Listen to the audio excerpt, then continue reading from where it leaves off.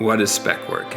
Spec work is work that you currently don't have, but it's work that you want to have in the future. It's work that excites you, but it's also work that you can present to a client in the future in hopes to get that same work in return. So we're out here and we're out in the middle of nowhere really. We're just trying to find some cool spots. It's actually pretty cold. It doesn't look like it, but that's just, I've never been to this location before, so I was trusting Zach that he knew where he was going, and he says he knows like the back of his hand, so here we are. And we're just going to the top of this little peak just to get some beauty shots, some walking around, and just so we can get some nice wides and showing off the landscape, but also the beauty of the truck. So here we go.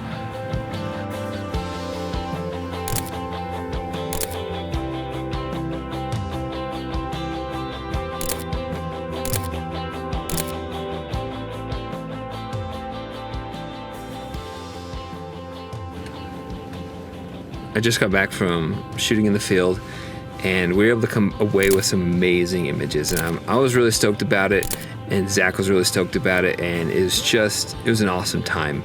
So now, 3,000 plus images later, what do you do with it? I'll quickly shoot, a 30 set series, and then I'll move on to like the next spot, and then I'll shoot probably 30 there, and then I'll move on to the next spot and shoot another 30.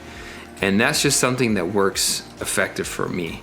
Now, at the end of the day, you come home with 3,000 plus images, and it's like, wow, that's really, really, really, really daunting.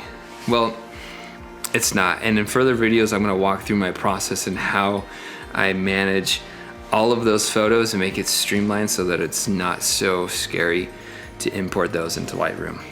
But another topic for another day. So that's one piece of the puzzle. The second is the light and the location really determined what we were doing.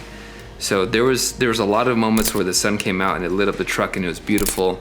I tried to, for the most part, backlight the truck because I think the backlighting just kind of creates a better image. When you go on locations, especially when you're out in the field, the light determines how you photograph something. The light determines how you tell the story. And so you can't be afraid to underexpose the image. So one of the key takeaways that I learned was I tried to shoot as low ISO as possible because I know the dynamic range at like ISO 50, the lowest setting you can possibly get on the 1DX, it has the best dynamic range. At the end of the day, you're creating art and you're creating something that's meaningful to you. And you're creating work that you're proud of. And so my hope with this is to inspire you to go out and create images that you care about. To go out and create and tell stories that are meaningful to you, that you're passionate about, and that will help you get further work in the future. Now, if you have questions or comments, I'd love to hear them in the comments section. But more than anything, go out and shoot something that's meaningful to you, and then come back and share it with the world.